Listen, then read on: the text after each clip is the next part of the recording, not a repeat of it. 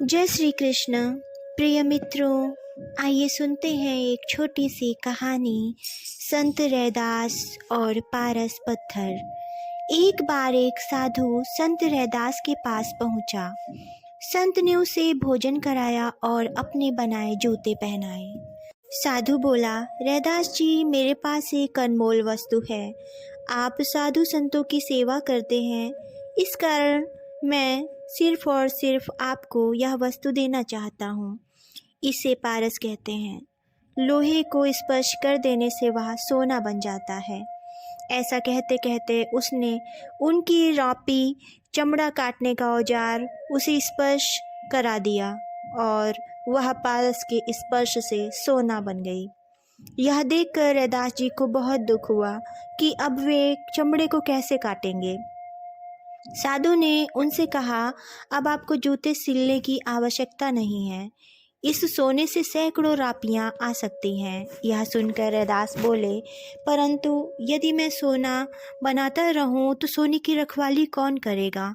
फिर तो मुझे भजन की जगह सोने की ही चिंता लगी रहेगी। लेकिन साधु नहीं माना और पारस पत्थर को वहीं छप्पर पर रख कर चला गया।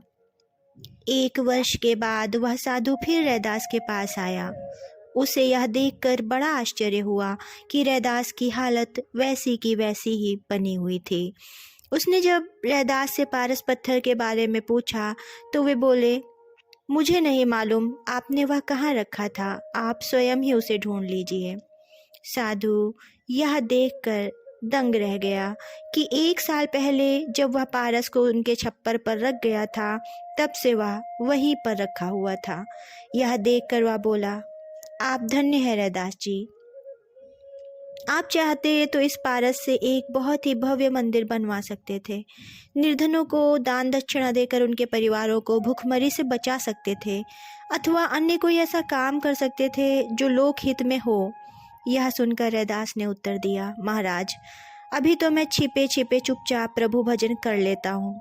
अगर मंदिर बनवाता या दान करता तब तो प्रसिद्धि मिलती और लोग मुझे बहुत तंग करते। मैं इस पचड़े में कतई नहीं पड़ना चाहता था, इसीलिए मैंने आपके द्वारा दिए गए इस पारस का कोई भी उपयोग नहीं किया।